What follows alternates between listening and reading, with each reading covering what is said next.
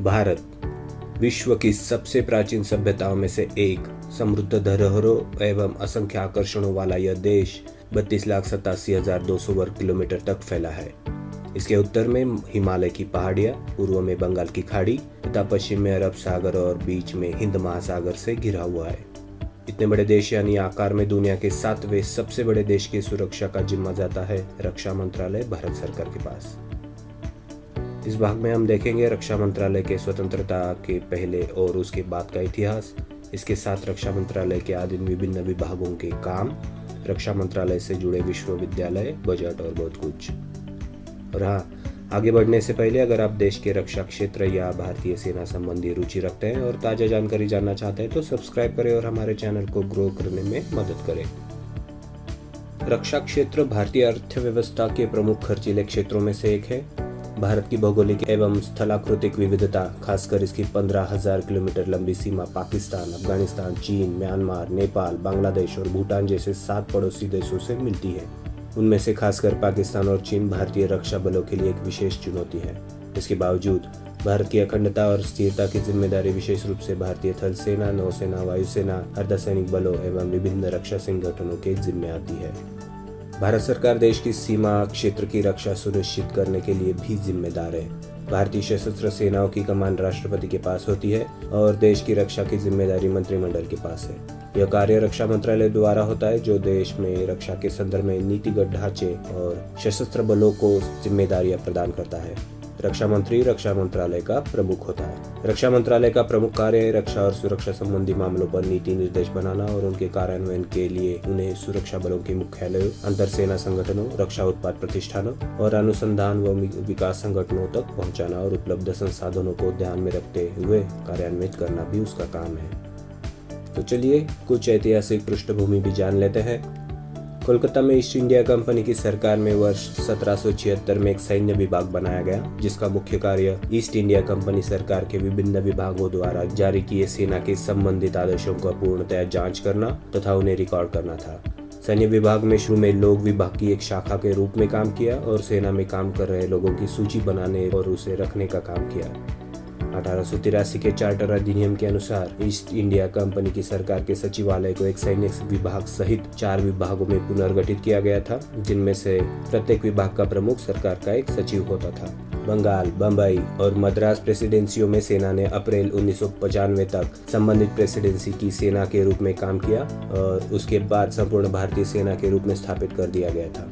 प्रशासनिक सुविधा के लिए इसे 4 कमानों अर्थात पंजाब, जिनमें उत्तर पश्चिम फ्रंटियर सहित, बंगाल, मद्रास, बर्मा सहित तथा बम्बई, सिंध, क्वेटा तथा अदन सहित में विभाजित किया गया था, जिसका नियंत्रण सेक्रेटरी ऑफ स्टेट द्वारा या गवर्नर जनरल इन काउंसिल द्वारा किया जाता था।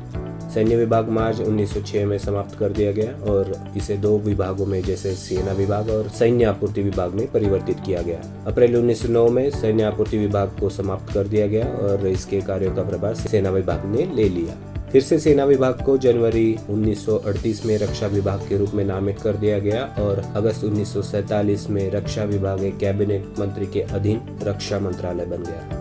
रक्षा मंत्रालय 4 विभागों का मिला जुला रूप है, जिसमें पहले आता है रक्षा विभाग, डिपार्टमेंट ऑफ डिफेंस, जिसमें रक्षा विभाग रक्षा स्टाफ और तीनों सेनाओं तथा विभिन्न अंतर सेवा संगठनों की जिम्मेदारियों का वहन करता है। रक्षा बजट, स्थापना कार्य, रक्षा नीति, संसद से जुड़े मुद्दे, बाहरी देशों के साथ रक्षा सहयोग जैसे कई महत्वपूर्ण कार्यों के लिए जिम्मेदार है। दूसरा है रक्षा उत्पाद विभाग। रक्षा उत्पाद विभाग रक्षा उत्पादन संसाधनों के स्वदेशीकरण, आयुध निर्माण बोर्ड तथा सार्वजनिक क्षेत्र के रक्षा उद्यमों के नियंत्रण का काम करता है। तीसरा है रक्षा अनुसंधान एवं विकास विभाग। इस विभाग का प्रमुख सचिव होता है, जो रक्षा मंत्री का सलाहकार भी होता है। इसका काम है सेना द्वारा इस्तेमाल में लाए जाने वाले उपकरणों से संबंधित शोध और विकास की योजनाएं बनाना। चौथा है पूर्व सैनिकों के कल्याण और वित्त विभाग, जिसमें इनके जिम्मे भूतपूर्व सैनिकों की पेंशन, भूतपूर्व कर्मचारी स्वास्थ्य योजना, पुनर्नियोजन और केंद्रीय सैनिक बोर्ड महानिदेशालय तथा तीनों रक्षा सेवाओं के पेंशन नियमों से जुड़े मुद्दे परिचालन है। इसके अलावा रक्षा विभाग से जुड़ी कुछ यूनिवर्सिटीज है, जैसे institute for defence studies and analysis, defence institute of advance technology, defence institute of physiological research और नेशनल डिफेंस यूनिवर्सिटी। इसके साथ हम बात करेंगे डिफेंस बजट पर। आज़ादी के मिलने के महज 7 महीनों में 171 करोड़ रुपए का पहला बजट रखा गया, जिसमें करीब 92 करोड़ 74 लाख रुपए रक्षा क्षेत्र पर खर्च करने हेतु रखे गए थे।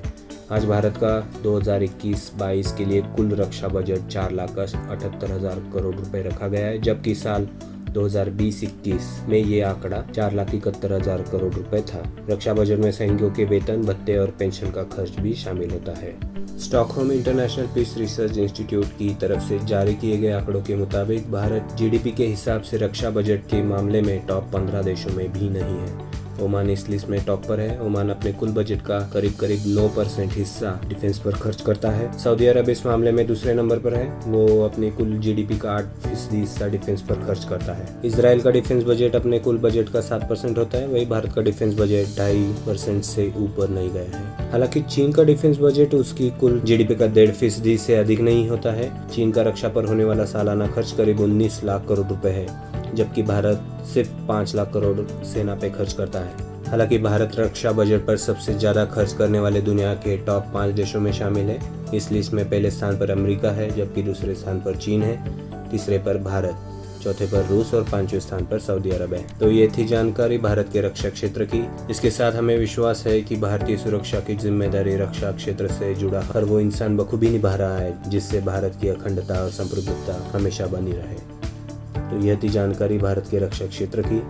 अगर आपको ये वीडियो अच्छा लगा तो चैनल को सब्सक्राइब करें, लाइक करें और कमेंट करें। धन्यवाद।